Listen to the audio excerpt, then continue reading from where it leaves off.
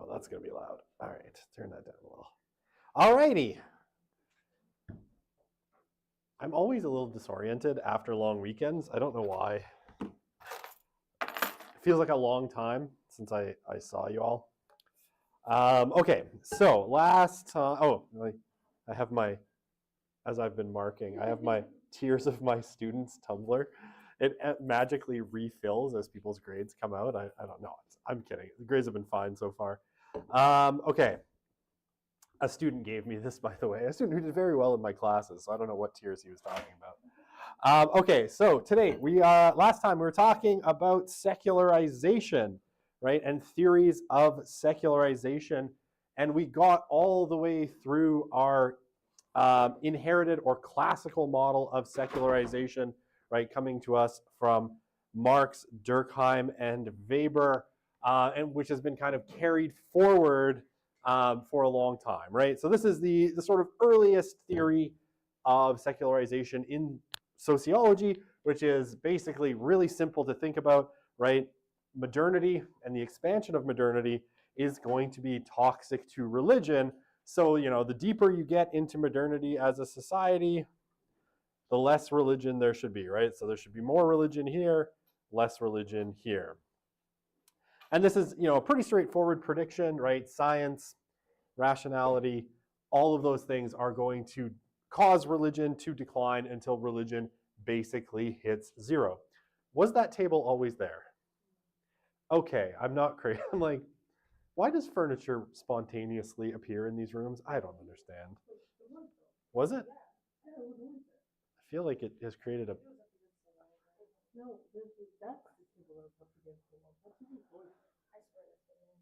Oh, I feel like boxed in all of a sudden. I don't know why. Okay. I could be wrong. My professor enclosure. There we go. Okay, so one of the things that obviously is problematic about the inherited model is that the date of the, you know, where you should hit the zero religion has to keep getting pushed back, right? Because it just seems like we never quite arrive at zero religion, right? It never, you know, it's the thing that's always coming and never here, right? It's tomorrow. Tomorrow is always the next day after today, and zero religion is always sometime in the future, probably. And eventually, right, by the time we hit, you know, the 1970s, 1980s, and especially in the 1990s, people start to reconsider, and even people who had been pretty deeply committed to the theory, you know, that inherited model of secularization, people like Peter Berger, start to really reconsider whether this model is workable. But not everybody, right? And as I said last time, one of the kind of holdouts is a guy named Steve Bruce. He's still active. He's at University of Aberdeen in the UK. And he is an advocate of what you might call a sort of renovated inherited model, or what I think best fits, and I realized I hadn't posted the readings that go with this section. I posted them this morning. So we've got this reading, Late Secularization or Religion and Religion as Alien from Bruce, and then RIP Secularization from Stark, and Secularization as a Decline in Religious Authority from Mark Chavez, all of which I'll talk about. But so he writes this piece called Late Secularization and Religion as Alien. And basically, the takeaway from the kind of start is there's nothing wrong with the inherited model, according to Bruce, right? He's like, look, we are going, this whole kind of model, you know, that reason, rationality, modernity is toxic to religion is essentially correct. However, we got the timing wrong, right? We've sort of said, oh, it should have happened by now, right? We're deep enough into modernity that we should be getting, a serious decline in religion and trending downwards towards zero, but we got the timing wrong. Our predictions said it should have happened by now.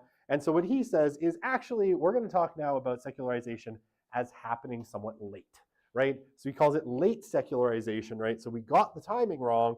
We thought it started in 1850 or 1800, but actually we probably, want to put, say, for the UK and the US, the start of secularization maybe around 1960.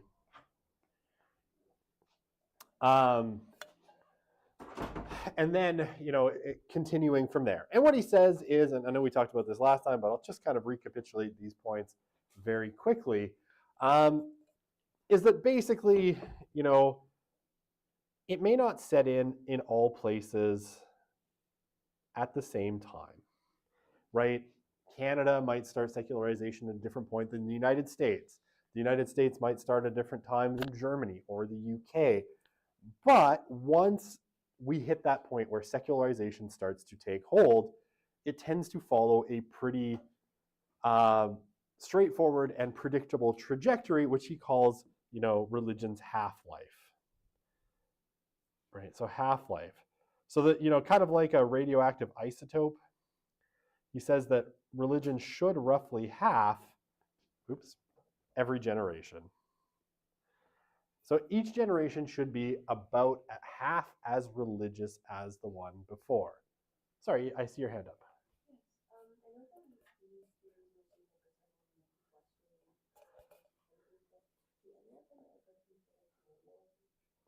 Do any of them ever consider colonialism?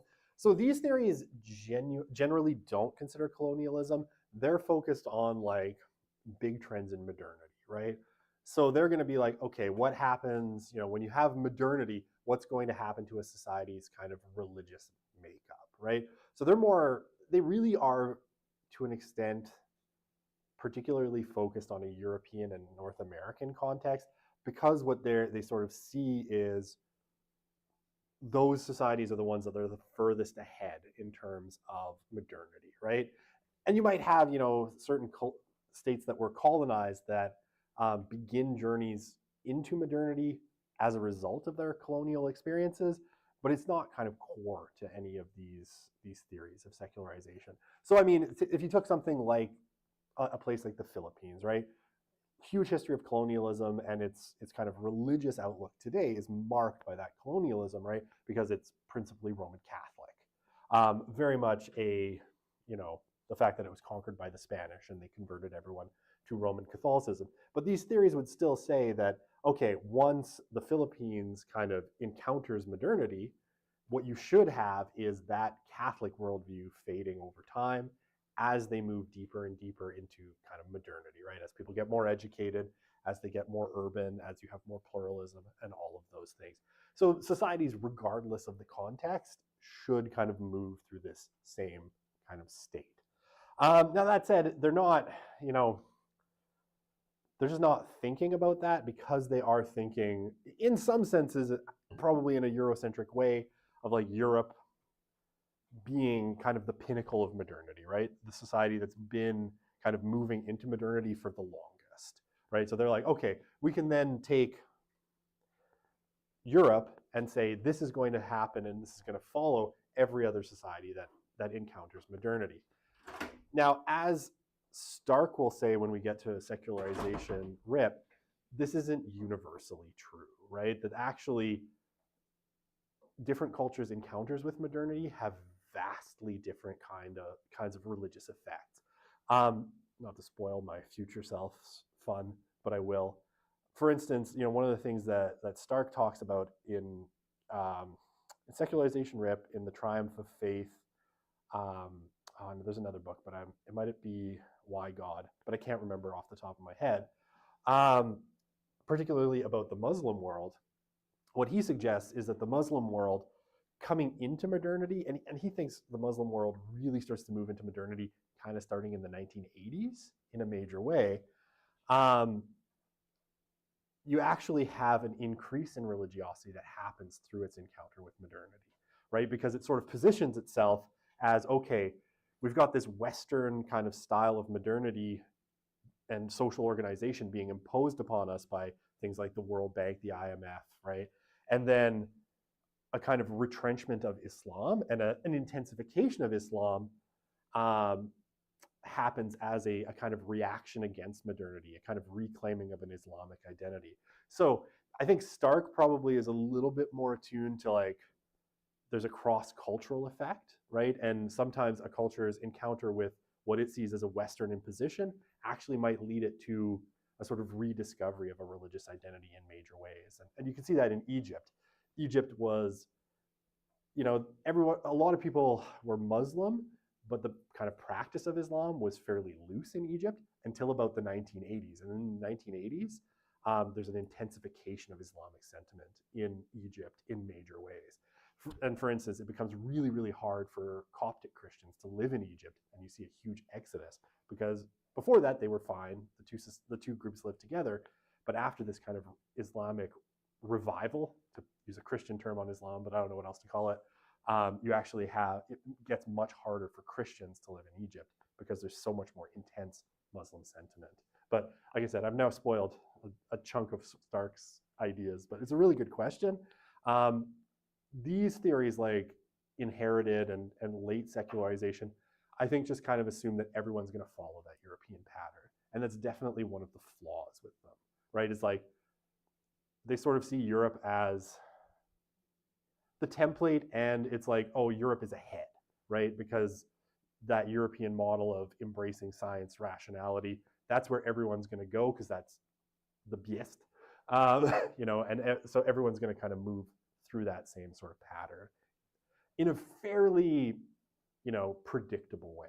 And obviously, I think that that's less true than these accounts kind of suggest. And I'm sorry, that was a really long answer to your question. Did I answer your question? Okay, perfect. Now we've jumped around. What was I saying? That's a really good question. What? Religious half-life, thank you. Yes, basically every generation should be half as religious as the last. It's a really, you know, generally pretty easy idea to grasp.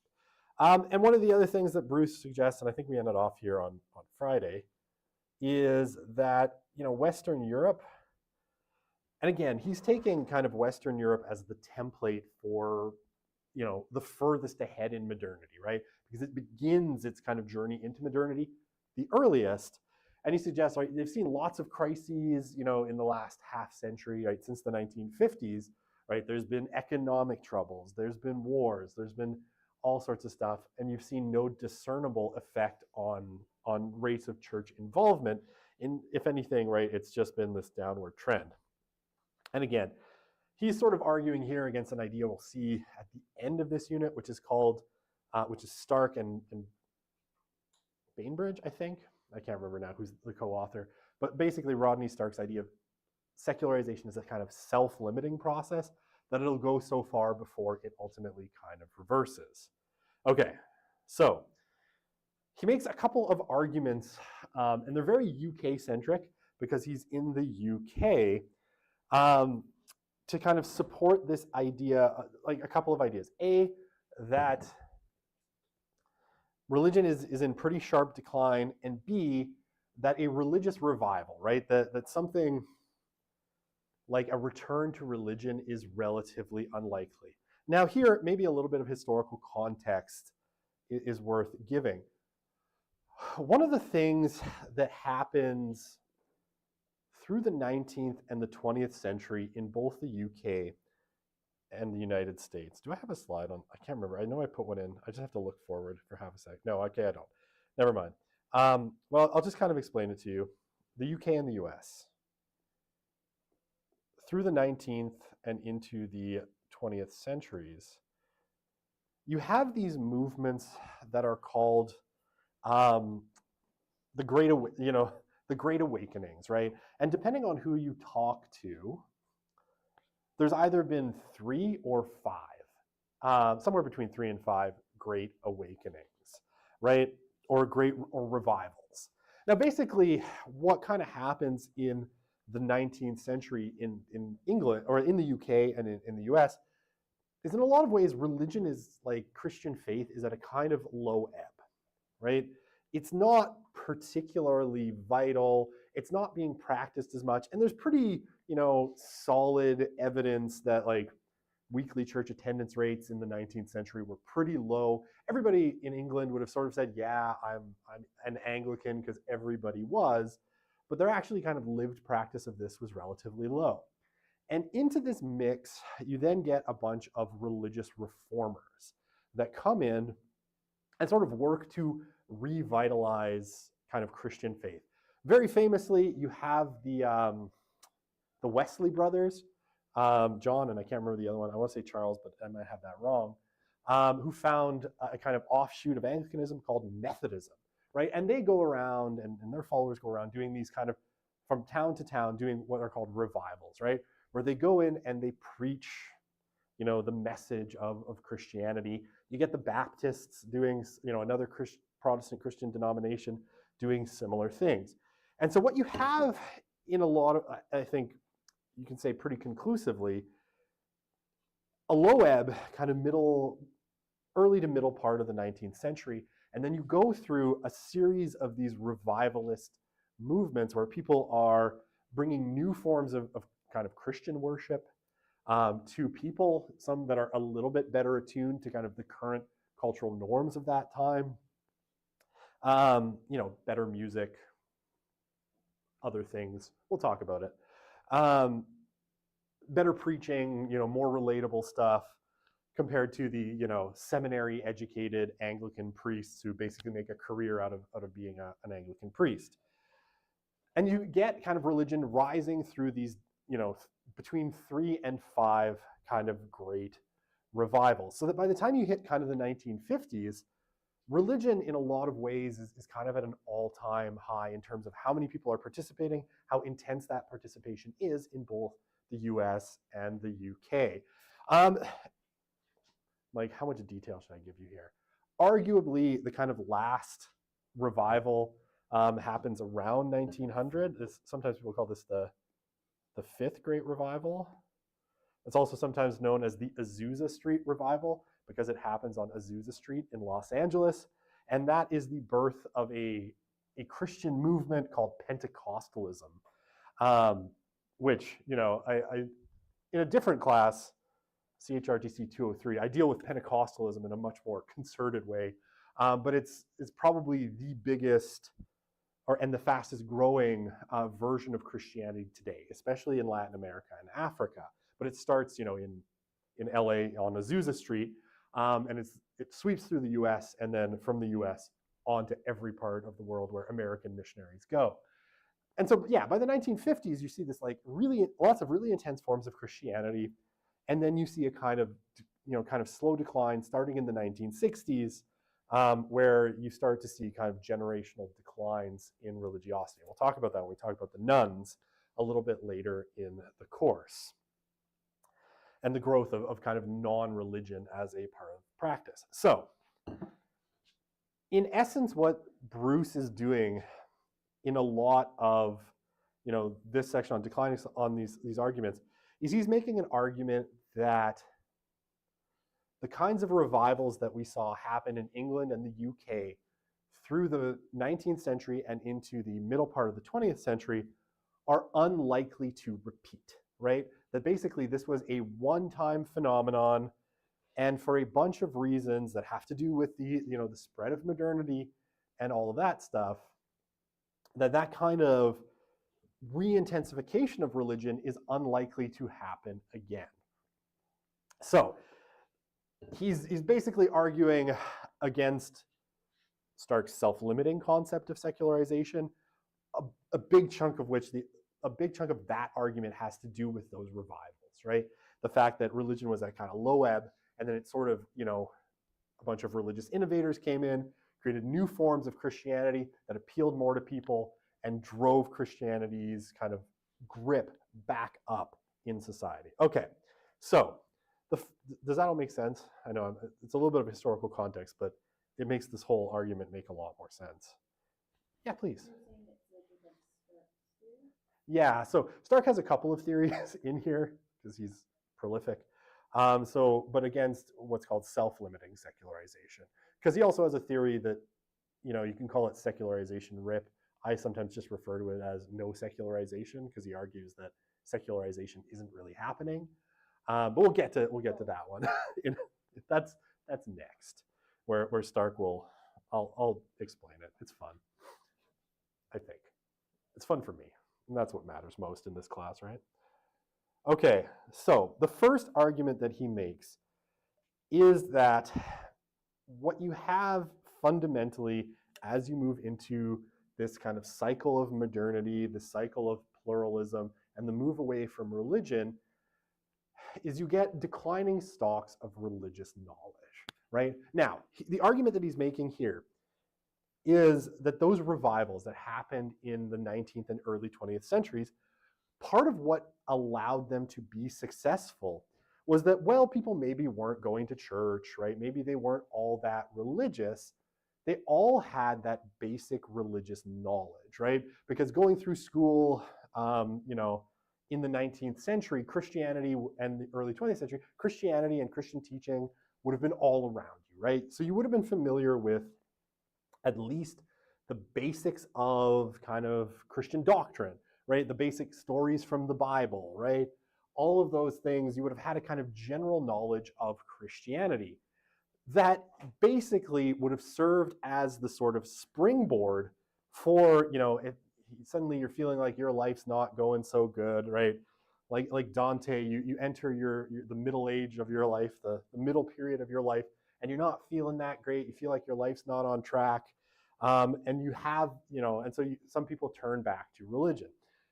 And everybody in that period would have had, at least a general knowledge of Christian teaching doctrine, who the main characters of the Christian story are, and all of that stuff. But what Bruce says is that most Britons under the age of 60 today, and this was written about a decade ago, have no real sense of Christian doctrine, right? That they probably weren't raised going to church. They maybe have some kind of vague notions of some Christian stories, but it's not a very deep knowledge. And something that he'll suggest is, that when he started to teach in the 1970s and 80s, he could easily teach about Protestantism without explaining what Protestantism is. He could teach about, I see your question, I'll get to you in 1 second. He could teach about, St. Paul, and everybody kind of knew who St. Paul was.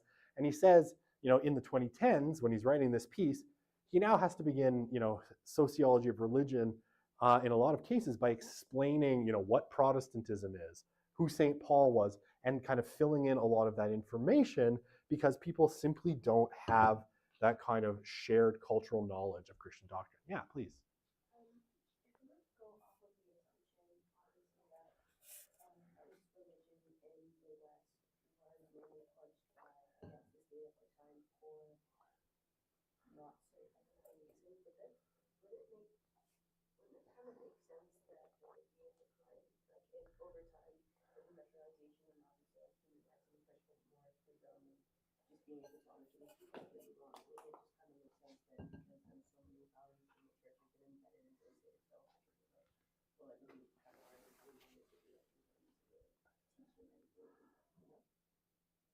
I think, okay, so now it did make sense. You and Tom Holland would be really good friends, because this is essentially Tom Holland's sort of opinion. I was just listening to an interview with him the other day, like 2 days ago, because on my free time, I listen to historians talk about like Christian history.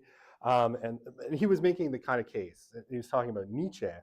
Okay, so he was making the case that like basically progressive values today are essentially Christian values stripped of the Christianity, right? The concern for the downtrodden or the oppressed, right, is essentially a Christian teaching. And he was talking about Nietzsche, and Nietzsche, who was a 19th century semi-mad philosopher, but one who understood Christianity really well, had a great hatred for English liberals, right? Because he viewed them as the kind of pathetic reflection of Christianity, one that took on all of the values of Christianity, which Nietzsche hated Christian values. He thought of Christianity as a slave religion, right, and thought it sapped all of the cultural strength from the Greco-Roman world. But basically, English liberals have embraced all of the kind of Christian values, but basically have sort of stripped the Christianity out of it, right? And yeah, that's become embedded in notions like human rights, international law, feminism in particular ways, while kind of taking Christianity out of it. And then, yeah, you're going to see a sort of, what was the context? Holland was making the case for, look, if you want Christianity to thrive, make Christianity weird again, right? Because all of the sort of kind of basic values have been so absorbed into the culture that, that stuff isn't going to appeal. And it's those very supernaturalist forms of Christianity that seem to be drawing people because they offer something potentially that the world can't offer, right? And so, yeah, I mean, I think that's kind of a similar argument. As some of the core Christian doctrines become so embedded in kind of liberal democracy, you don't need as many of them, right? And yeah, we'll talk about this as we go through. So we'll talk about what Christian sects are kind of thriving and what aren't. But the ones that are like social justice-y, right? It's like very kind of culturally accommodated, aren't really doing well. We call them the mainline churches. And like if you think in Canada of something like the United Church, it went from like 19% of the population in 1950, and today it's 3, right? It's that's a great face. Yeah, please. I don't know if I might have timeline correct, but like the wars sort of like have an effect with that, Which wars? Like the war second. Like 1 and 2, that it was like stuff like that, but people just like there was other things to worry about than trying to like go to church and stuff after that because of how to decline. So, I mean, when you get to the period of the wars in the US anyway, I don't know the statistics in Canada, but I suspect they're fairly similar. It's something like 95% of people identified as Christian, and of that, a very large percentage were attending church, which is why we kind of see it as like a high point. It's like very strong identification and pretty strong kind of lived out at that period. And the wars don't really disrupt that. The disruption comes in the post-war period. So after like, the wars that happened, when things kind of like came up, especially like with like the Holocaust, and some people kind of saw like some people were kind of like, how would God do that? And some people some of that stuff came out. There's certainly some of that, but I think it's more the '60s counterculture movement that kind of drives things down. And I mean, there is okay. Now no. It's a really good and really searching question, and it's really smart. It's a little hard to answer in the sense that, like, I think Europe in this sense is a little bit different because the Europeans are looking at their own societies and being like, what have we done? Right? Like you've got 60 million dead Europeans after the Second World War. I mean, most of them are Russians, but, and the Europeans don't really care about the Soviets, but there is this kind of sense of horror at what's happened, right? A little bit more in Europe. The United States is a different kind of story because it's sort of triumphant coming out of that period. But then it goes through that kind of 60s counterculture and a greater emphasis on individual rights. And that's when the trouble seems to start in the US, more so than after the war. Yeah. Speaking of European exceptionalism, how is the Holland kind of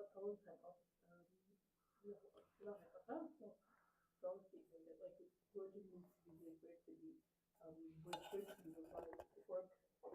What if you only apply to what not other continents or parts of the world where religion instincts into the culture, but yeah, it's not largely religion. Why?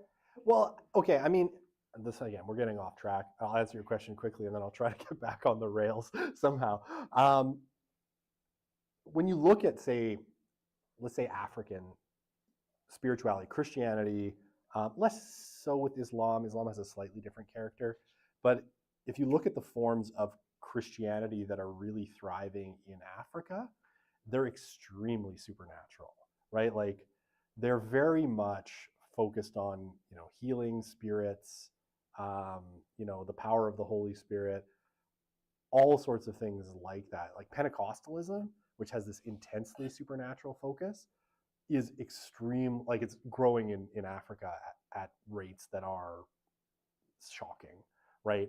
The same thing with very supernaturalist forms of Catholicism. What doesn't seem to work in Africa is, very kind of, how shall we say it to be kind, bland and boring forms of Christianity coming over from Europe, like Anglicanism, Presbyterianism. They have no time for these kinds of social justice-y kind of focused versions of Christianity. And like Islam is a little different because mostly where Islam is spreading in Africa, it's spreading through really high birth rates. It's a slightly different kind of mix for whatever reason. But I don't know if that answered your question. But I think what Holland is kind of reflecting on is those forms of Christianity continue to do well, even when we encounter modernity. What doesn't seem to work is like those that are kind of undifferentiated from the kind of cultural values that Christianity is influenced, but now are just kind of soaked into the fabric of society. Okay, I must continue. My 20-minute detour.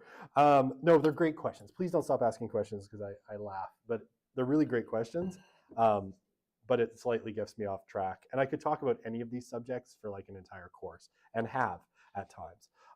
So, if I start to ramble in weird directions, I'm sorry. Okay, what am I talking about? Okay, declining stocks of knowledge. I remember. All right, so, right, most Britons under the age of 60 really like, we shifted away from, church-run schooling sometime in the kind of, 50s, 60s, 70s. So you have much less kind of knowledge of doctrine, for people that were raised after the church kind of stepped back or the church has stepped back. And what they will suggest is that the depth of knowledge, even for those, who attend church, is not what it once was. And this is a complaint that's been made by many people, right? I know Catholics make this all the time, following the reforms of the Second Vatican Council, that a lot of like the way that children were taught the faith changed to, how to put it, a banners and balloons kind of version of Catholicism, rather than one that taught like, I don't know, the richness of the faith, right? I certainly have heard, prominent figures like Bishop Robert Barron making that exact kind of argument. But basically, even if you went to church as a kid, your knowledge of kind of Christian doctrine might boil down to Jesus loves you, ain't that great? And not a whole lot else, right? And certainly none of the sort of philosophical, intellectual kind of questions that Christians have asked in the past. So the depth of knowledge has declined. It's not just general knowledge, but the depth of knowledge, even of those who claim the faith, is pretty narrow. And he suggests that this is the decline in what's called Christendom, right? So Christendom used to be this sense of like the part of the world that was Christian, right? So generally it would have been kind of Europe and North America, with some spread to the European colonies in different parts of the world. But they were, all the places that were Christian was called Christendom, right? The kind of kingdom of Christ. And everybody in there, sort of shared, at least a kind of language of faith, the same kind of sense of knowledge and metaphors, metaphors and stories that shape the culture. And I think, inarguably, this has declined, right? Fewer people were raised in the faith today. Fewer people probably know, outside of a few basics, the stories of Christianity. The language of Christianity has faded in major ways. So we've had a decline in Christendom. And what Bruce will suggest, right, is people learn from their surroundings. Really kind of key point is religion doesn't just happen, right? It's a socially learned set of beliefs, values. And if there is no religion in the surrounding environment, people don't learn. And prior to the kind of decline in Christendom, people often learned kind of the basics of Christianity just by, because it was the air everyone breathed, right? It was the water in which everyone swam, and other tortured metaphors. And so what he suggests is, as that's changed, the kind of general hold of religion on people has declined as well. All right, and this point, which I quoted Bruce, that many parts of the UK and Europe have been secular for at least 2 generations. Okay, so this is an argument that he's making in the piece, and it's an interesting one. That some people will claim that religion is a sort of universal feature of human life, right? That there is, I don't know, like a universal inclination amongst humans for the religious, right? Or for the spiritual in some sense, right? That basically the reason that almost every society across human history has been religious is because there is a sort of religious impulse in human beings. What Bruce is claiming here is that no, that's wrong. He's suggesting actually that, is that a hand up? Okay, no, sorry, okay. That if a couple of generations of Europeans have gotten by just fine without being religious, then religion isn't a kind of universal part of the human condition. It's a social product, right? And it's kind of a special social product that we can have, or we can't, or we don't. Like, we have it or we don't, but it's not something that human beings fundamentally kind of need. All right, so the decline of knowledge, central point. Even if, a religious revival were likely, right? Things get really bad. I was going to make a Justin Trudeau joke. I should probably refrain. The guy's on the ropes. Justin Trudeau is prime minister for 4 more years. Canada's falling apart more than it already is. I had to go there. I'm sorry. It's the jealousy over the hair. I don't know. All right. Even if things get super bad, right? Donald Trump is elected president and America becomes a hellscape, and this might lead people to want to return to religion. There's not much base of knowledge, he suggests, to drive it, right? Like, would people turn to religion if they don't know religion is a possible path? He suggests probably not. I must make it through more than 2 slides in a class. Okay. So I'm going to erase that stuff at the top. Okay, so social influence and religious conversion, right? Basically, what Bruce says is that you used to have in society a lot of people that would have been sort of marginally affiliated with religion, right? That you'll have, at the kind of, if you have a kind of a spectrum, you'll have some people over here, that are very religious. I'm going to just draw a cross for no reason, or a T, or a plus. And some people, who are very irreligious, but there's this big chunk in the, there's this big chunk in the middle where you would have kind of marginally religious people. And one of the keys for Bruce to religion's historical influence on politics is, the people over here I don't know what I'm doing, appealing to these marginal people and sort of bringing them over to their position, right? That, there are people, they're not that religious, they probably don't care about religion that much, but they still consider themselves kind of part of the team, right? I'm on Team Anglican, or whatever it happens to be. And so those people who are very committed can sort of bring them along into whatever debates they are kind of hoping to win the day on, right? Whether it's something like, opposition to same-sex marriage, or opposition to abortion, or, whatever it happens to be. That these very religious people could bring those marginal people along and so kind of hold their influence. But what Bruce suggests, and I think this is, when we talk about the nuns, we'll talk about a phenomenon that we call marginal peel-off, where marginal people sort of get peeled off and become less religious. Marginal religious people are becoming, that group is becoming smaller. So you actually have, more people over here and fewer people over here. Or maybe the same amount of people over in the very religious camp, but there's less of these people, right? So that does a couple of things. For one, religion stops being sort of ever present, right? Because there's less of those marginal people that used to be like, yeah, if you would talk to them, They might have been like, yeah, I guess I'm a Methodist. We go like at Christmas and Easter, but I'm still a Methodist, right? Or a Catholic or whatever. There's less of those people. Now those people are sort of peeled off and they're like, yeah, I'm nothing. I'm not religious in any way. And so with that kind of shrinking, you have less marginal people. Okay, so why does that matter? I think is widely noted, and we'll talk about Stark in The Rise of Christianity, and he'll talk about how people convert to religions. And it's a really interesting process, and it's much less of what we typically think of. Religious conversion has much more to do with social connection than with beliefs, right? Beliefs tend to lag social connection in lots of ways. So if there isn't a lot of religious people around, it's unlikely people are going to have strong social connections with them. And therefore, it's unlikely that people can be swayed in the direction of religion, right? So, things like adult conversion, relatively rare.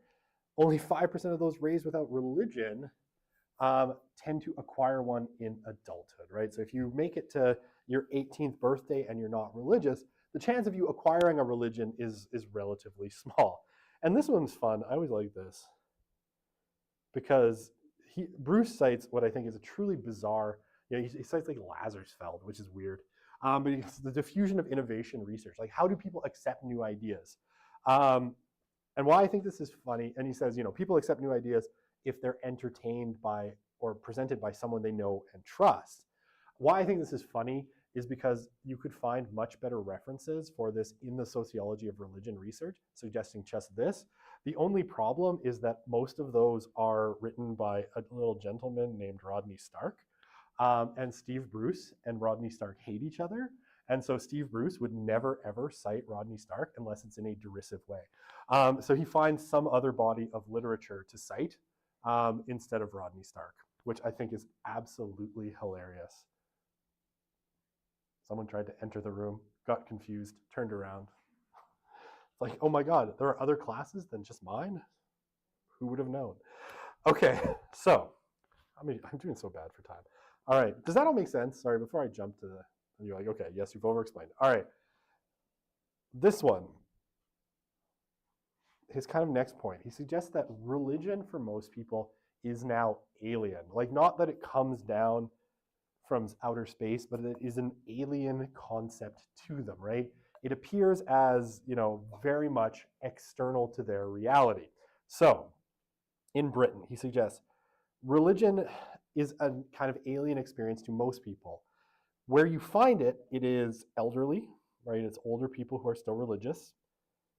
It's not in the cities where most Brits or most, citizens of the UK live. It's in the kind of rural settings. Or it is fundamentally from immigrants, right? So it's Catholic in all the Polish migrants that came to the UK when the UK was still part of the EU and you had the free movement of workers.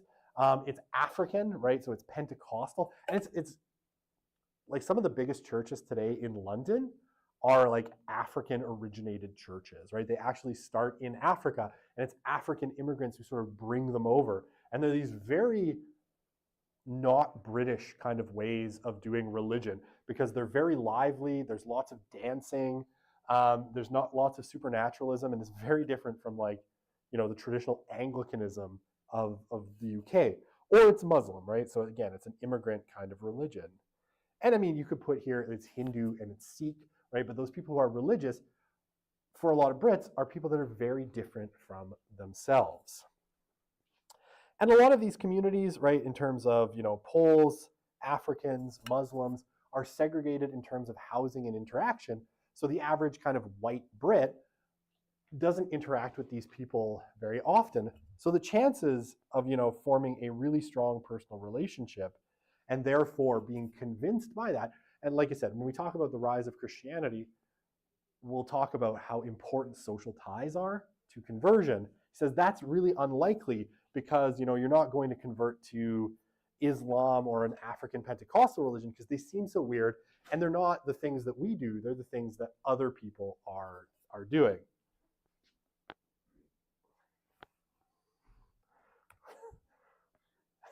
Yes, other classes happen. People. Okay, this one's pretty easy. I can do this really quickly, which is good. All right, because most people in Britain don't know anything about religious beliefs, it's really, really easy to caricature religion, right? And I mean, if you talk to most people, and ask them, what is Christianity about? Christianity is about being nice. It's about being kind, right? That's what Jesus taught, right? And nothing else. We'll talk about moralistic therapeutic deism later in the course. But it's kind of a really watered down form of what people tend to think of as Christianity. And anything, more doctrinal than that, opposition to abortion rights, gay marriage, whatever it happens to be, tends to be seen as somehow not Christian because, it opposes this sort of caricatured notion of Christianity and suggests that, all of it goes against the core Christian value of niceness. And yeah, so people frequently accuse, Catholics, evangelicals of being mean or cruel for opposing X, Y, Z, whatever it happens to be. And then, I'm being slightly facetious there when I say, because Jesus was the nicest guy ever. If you aren't following, being nice, you're not following Jesus. So Christians are just hypocrites. But you see this kind of attitude kind of kicking around, in the sort of general discourse. Go on r/atheist on Reddit, and I'm sure you can, don't. But if you want to see it, do. But don't, because it's terrible. And yeah, after the September 11 attacks in 2001, you get a kind of general, kind of lumping together of all religion as extremist and bad, right? And this is particularly the purview of what are called the new atheists, guys like, they're all guys actually, Sam Harris, Richard Dawkins, and Christopher Hitchens, right? Hitchens writes a book, what is it? God is Not Great: Why Religion Poisons Everything. That gets a lot of traction in the early 2000s. I won't comment on Hitchens, but the less said about him, I think, the better. So, in a largely secular society, trouble created by people claiming religious justification is blamed not just on a specific religion, but on religion in general. And right, as you see, especially things like the war on terror, and there was a terrorist attack in the UK on the subway or the metro. All of these things get blamed on religion in general and the extremism and irrationality of religion. So religion gains a sort of bad reputation. Okay, I'm out of time. We'll pick it up here, which is sad because I think I got like one Bruce slide left, but I didn't quite make it. But we'll talk about secularization, rest in peace, next class.